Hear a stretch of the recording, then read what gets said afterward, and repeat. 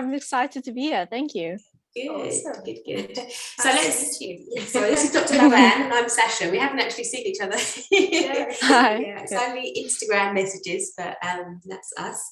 So if we can just start, introduce yourself and maybe where we can find you on social media and YouTube, because I know you cover a few accounts over on Instagram, and you've got the YouTube channel as well. So I'll put the links up during the video, but if you can just let us know where we can find you to begin with. Hi, yeah. So I'm Danielle. My personal pet account is Alphadel, and it's the same on YouTube. I've made a couple of YouTube videos before. And yeah, that's like where to find me. I'm 22, and I've always had an interest with animals. I've actually studied biological sciences because I've always wanted to do a career with animals as well. So my life is very animal focused. And yes, I'm also you mentioned I do yeah, I am on multiple social media accounts and stuff. So I am also behind the Cheeky Beaks social media account, Cheeky Beaks Parrot Rescue, of which I am a director as well. Awesome. So you say you pretty much your life is about animals. Do you have any pets of your own? A lot. It's kind of a zoo here at home. There's a lot of animals, but the ones that you can say are really mine, I've got 3 birds, a Senegal parrot, a cockatiel, and a pet dove. And I've also got 2 chinchillas of my own. Awesome. Wow. Yeah. A real mixture at home. Are they most of them, are they rescues, most of them? Most of them, yeah. My cockatiel was a stray that just no one has ever claimed. No one even messaged to say, could it possibly be theirs? So she's been with me for about a year. Even my one chinchilla was a rescue from the Animal Anti-Cruelty League. She was being kept at some very dodgy touch farm, and she was very sick when she came to me. She actually came with another chinchilla, and they were both pregnant, and unfortunately both the babies and the other mother passed away. They were just very sick when they came to me. So you mentioned Cheeky Beaks, so I do follow them on social media. So if you could just tell us a little bit about them in particular. So they're a rescue organisation for abandoned birds, is that right? Yes. So we started in 2019 as we realised the need for rescue parrots, because worldwide parrots are like the third most commonly kept pet, but they tend to be one of the most rehomed, or like one individual can go through multiple homes in their lifetime. So we realized surely this is also a case in South Africa. And it's definitely been that way. You know, in the first, we started at the end of 2019, and we helped like over 30 birds in the last third of the year. And then 2020, it was like 300 birds that we helped in the year, and then last year it was like 500 birds that we helped. So it's just, wow. It keeps going, and there really is a need. And a lot of the times it's a lot of reasons why birds get rehomed. Sometimes it's just financial difficulties. The people, you know, everyone struggled now with the pandemic. It could be just that people are moving to a place that can no longer accommodate an animal.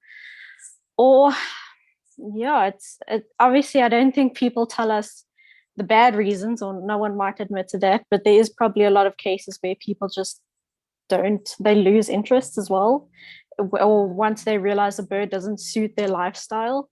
So yeah, there's a lot of birds coming through our doors, and we've grown from just the 3 people in the beginning to now a team of over 30 people across the country. Wow.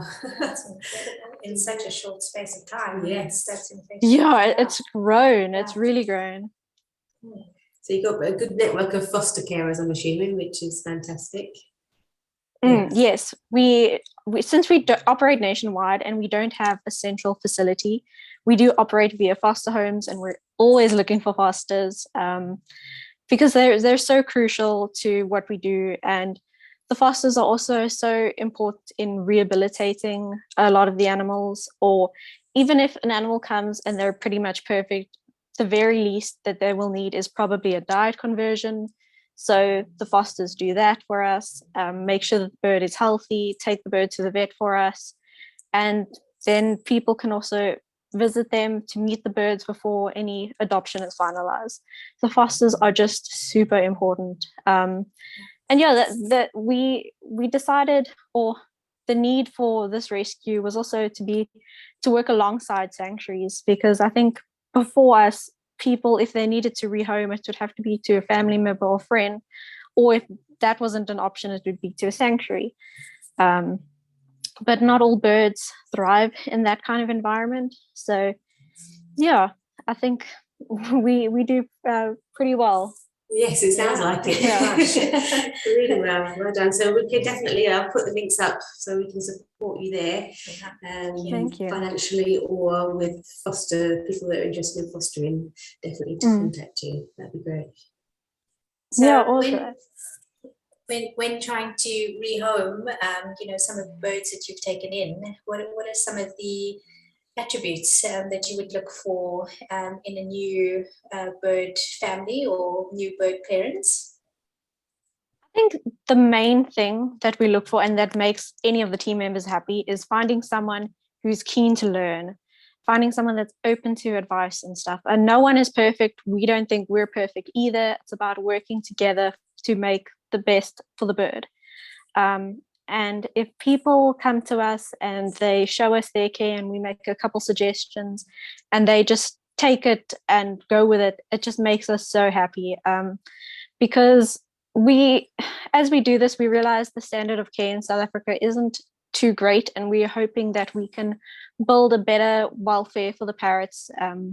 So we do a lot of education, and if people can take that and run with it and continue researching and do their own research further than what we tell them, that's truly the best thing, because then we know they will continue to look for what's the best for their bird, what's the next best thing that they can do. That's honestly the best.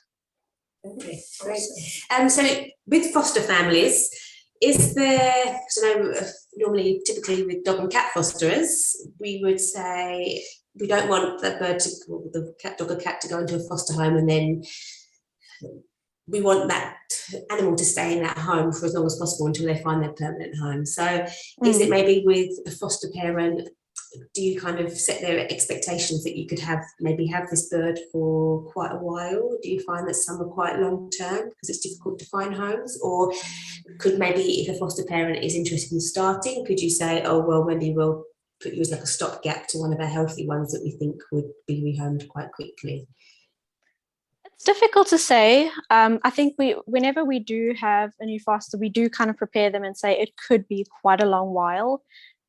Even if the bird is healthy, it just could take some time to find that perfect family for them, because we are very strict in our process to really make sure that we find very good homes.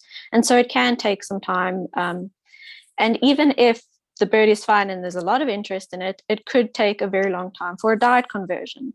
So that's just how it is. That's unfortunately how the process goes. And we've had some people inquire and say, is it not maybe stressful for the bird to move from one home into another and then months later move again? And we say, yes, we can understand that.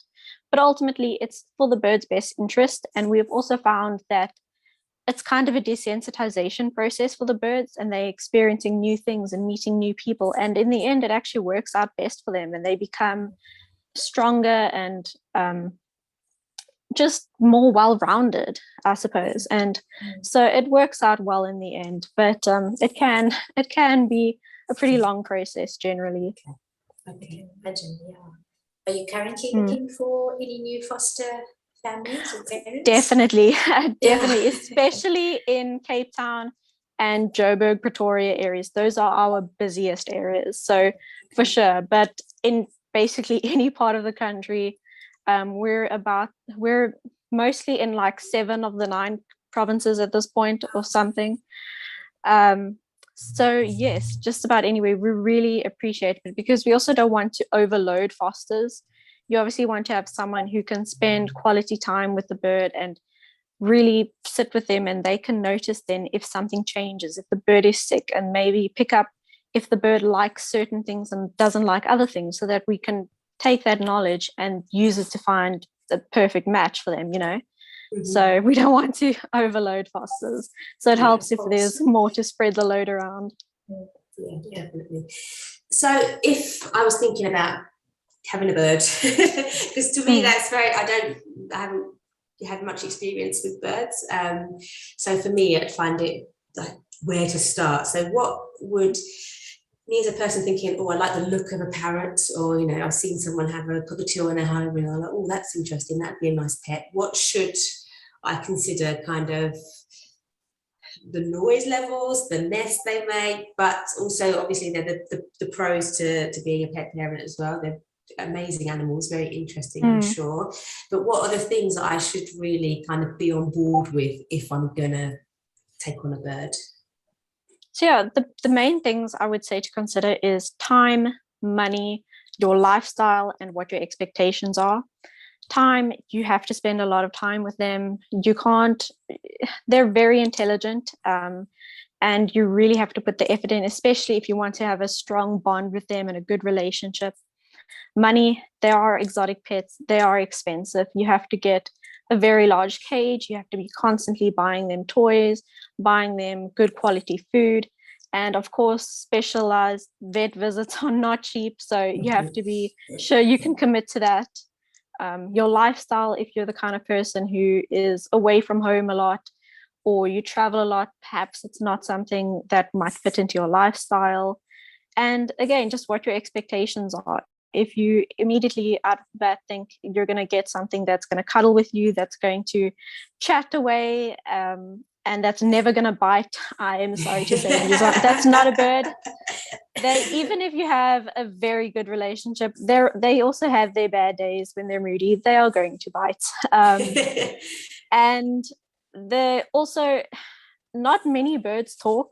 Many prefer to mimic sounds, that maybe mimic your microwave sound or your phone notification. Not many actually speak, and I think that's a big expectation we get a lot. People say, I want a bird and it must talk, and I'll say, well, there's not much I can help in that department. If they do, then that's fantastic. But it's kind of an unrealistic expectation to have off the bat. Yeah. Diet, I would imagine that's quite a big component of sort of raising and keeping a healthy bird. Can you talk us through some of the do's and the don'ts, sort of diet? What is an appropriate diet? And I know there's a whole range of bird species, but just some of the basics there. What is a good diet for a bird?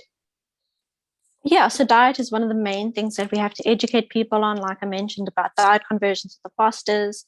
So when you go to the pet store, that's where you typically buy the food, you'll see shelves and shelves of seeds, and everyone's raised to know, okay, parrots, they look like this, they have a beak like this because they eat seeds. And that's kind of true, but not really the case. So in captivity, for most parrot species, generally, a good diet is like 50% pellets, like a pellet that doesn't have colorants and preferably doesn't have sugars or a lot of additives. A large portion of their diet must also be a variety of fruits and vegetables, especially veggies. And then also more variety as well. They can have seeds as well. They can have nuts, but strive to go for human quality, human grade seeds and nuts, and use them more as training treats or just as treats to build a relationship with them, or foraging treats. Their parrots have a very diverse diet, and people really need to have diversity just at the top of their mind the whole time. Every time you make a meal of veggies for your parrot, try and add different ingredients and mix things up. But yes, parrots, they cannot just live on like a sunflower seed only diet. It is very detrimental to their health, and that is something we have to continue to educate the public about for the sake of the birds. There are a lot of people who say, but my bird is fine, they've been eating this for years. And we say, even if your bird is fine now, at the very least, the sunflower seed diet is going to drastically decrease your bird's lifespan. So Yeah, that's at the least that it can do.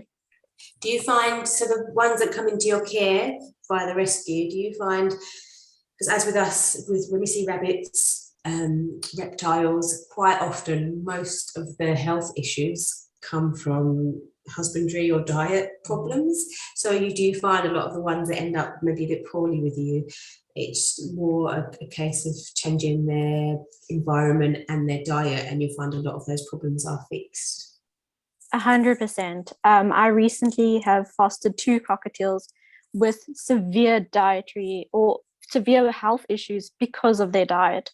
And it's the one had a massive eye abscess, and the abscess was caused by a vitamin A deficiency, which is caused by an incorrect diet. So that's how these things go. The other parrot, the other cockatiel, looked fine, but was actually missing all of its down feathers. And that feather loss was again due to like liver issues and internal issues because of malnutrition by also just being fed sunflower seeds. So that's how things go. It all comes down to the root of things, which is a diet of like one thing, which is in most cases sunflower seeds, instead of having a high diverse diet. Yeah, absolutely.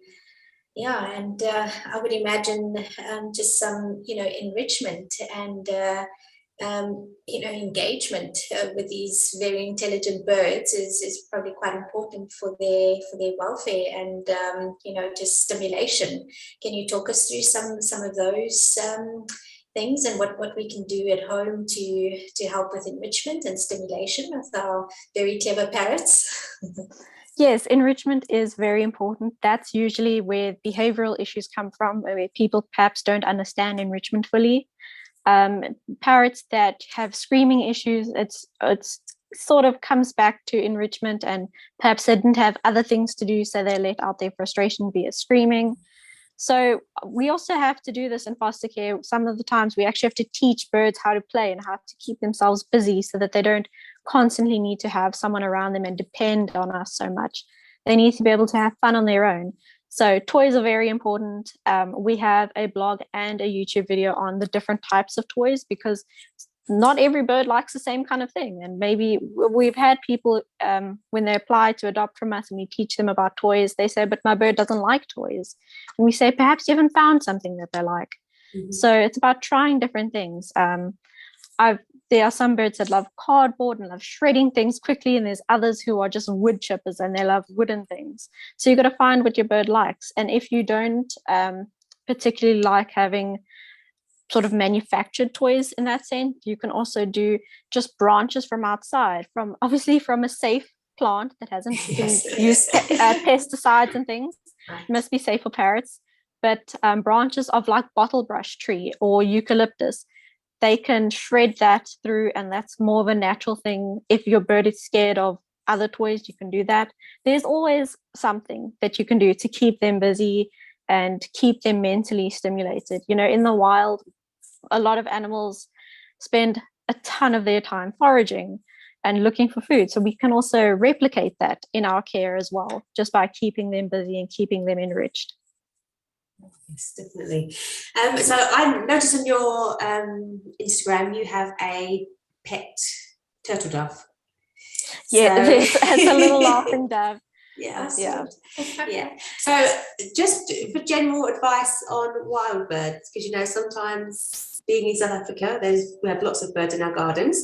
And what do you recommend is the best thing to do if we do see an injured bird in our garden? Yes. If it's an injured bird, that's definitely a case of going to the vet straight away. Definitely don't try to do anything unless you've been trained by a rehabber or by a vet. Rather, I would tell the public, don't do anything, because there is the possibility of making things worse, and to go straight to a vet. Also, don't try to feed the animal, because I actually saw a post about this recently. It's like, if you're in an emergency and you go to the doctors, they don't first say, okay, get this person a steak, you first treat all the medical issues, then we can get to feeding it and stuff. So yes, injured bird, please wrap it up and take it to a vet for sure. Okay. It does end very badly, unfortunately, in most cases, if people want to quickly do some patch jobs. And also they might think, or they might not know, that some things are also toxic to animals, like Dettol is very toxic for birds. Don't use Dettol on birds. So that's something as well that people might not know. Right. What about little fledglings, that can maybe get lost or fall out of the nest? What should one do around fledglings? So fledglings is an interesting topic, because with rehabbers, a lot of what they get in are healthy fledglings, and it's people don't know, and obviously people are concerned, and that's great. But firstly, if it's a baby bird, you want to assess it and see, is it very young or is it at that fledgling stage? Because fledglings, they're learning to fly. Flying takes up a lot of energy, and it's kind of like if you had to run a marathon but you hadn't done any training. So they do lay on the ground a lot, but the parents are usually nearby. And people, what they can do is firstly check if the stomach is full. Their crop is sort of on their chest area. You can feel if that's like very flat against them, if it's empty, or if there's like a bulge there, if it's full. If it is full, the parents are probably around. It's fine. If you don't have any cats and dogs that pose an immediate threat, you can leave the bird where it is. But if the bird is injured, and if it has been sitting outside and its stomach is empty after a couple hours and you haven't seen the parents, then you can bring it in and keep it in a box, preferably that's dark and away from noise and any stresses. And what you can do is you can put it outside the next day if there's no dangers and you can see if parents come back. But if not, then it's a case of, if you don't have any wildlife training, to take it to a rehabber or to a vet. Or, if you do have training, then raising it on its own if it was abandoned. But yes, fledglings are picked up a lot by the public who just doesn't know better and wants to help animals. But yes, it's about learning what's a fledgling and what is in need of help and what isn't. And again, we just want to say, if you have not had training, please don't try and do anything, because it can cause a lot of harm. I was recently working at a sanctuary, and there was a crow that came in with very badly formed feet. And the rehabber there said that she believes there's probably someone who, with the best of intentions, is raising these crows who probably fall out of a nest each year or something, but is probably feeding them the wrong thing that is leading to these deformations. So again, if you don't know, you could be doing more harm. So there are actually courses where you can learn to do rehab, and that's amazing. But if you aren't prepared to do that or do the research, please just give it to someone who knows. Cool. Okay, so I'll message you for some links to some courses if you can, and I'll put those on the website so people can find out what to do properly. Dr. Loanne, yesterday you were at the Johannesburg Wildlife Hospital, weren't you? Hospital, yes. And you said they had an influx. Yes, little fledglings and sort of injured fledglings also. But yes, it's quite important to know, when to leave them and when to get them to some help and some attention. So yeah, thank you for those pointers. Yeah. No, it's a pleasure. And I do really like the public is engaged and wants to help, but sometimes it is difficult to know when to help and when to leave nature to take its course, where the parents may actually be around and you just don't see it and such. So it's always best if the parents can raise them, to let the parents do their job. Yes, they know best. Yes. Yeah. Well, thank you so much.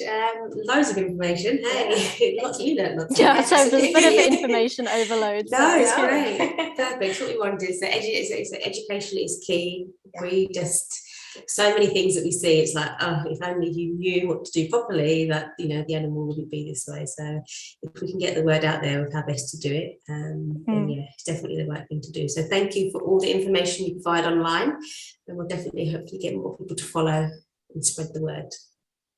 No, that's awesome. Thank you so much for inviting